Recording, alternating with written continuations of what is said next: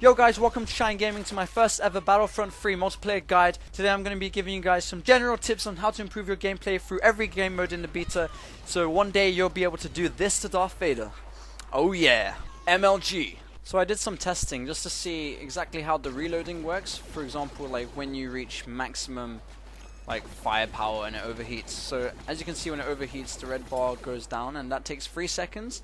But then as you can see, when it actually reaches the maximum, it gives you a press R sign. So as you can see here, it says press R, and if you do that, the reload's actually 1 second. So it's something that I guess you gotta train, get in the habit of doing. But then if you press R too early, as we see here, then it actually takes 4 seconds. You know, the guy burns himself, and you gotta wait quite a long time. So it's just a skill you gotta practice. When you're hurt, it's actually possible to heal back to maximum health. All you gotta do is just find some cover, make sure you don't get hit for 6 seconds, then you start healing back really quickly.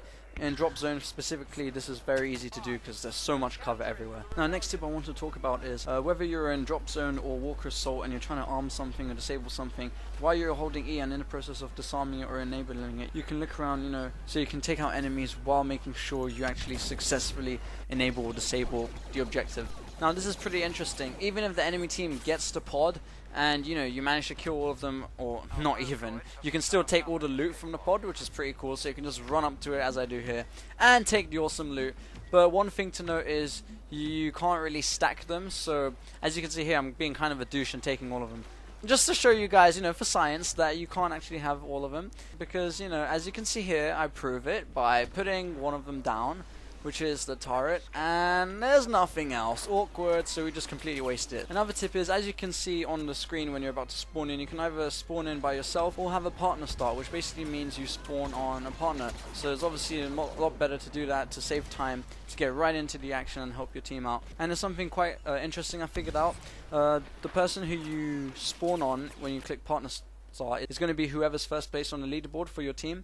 So as you can see here, I'm clicking on the arrows and stuff to spectate other people, and I click on their names but I can't spawn on them, and as soon as I hover over partner start, it immediately wants me to spawn at our teammate who's doing the best. This is kind of cool feature. I guess it's good to encourage team play because people want to get straight in the action and they'll already be near someone who knows what they're doing, like if your teammates don't know what they're doing. Now when you get an orbital strike, obviously you can use it on your pod if you think enemies are like on it, taking it. But you can also try and predict the path that the enemies are going to take to try and get to where you are. So as you can see here, I'm trying to predict where they are, trying to land it specifically between the ship and the rocks. And as you can see, I do quite a bit of damage on people and get some couple of kills. And I get some defense scores, so all good. Win-win for me.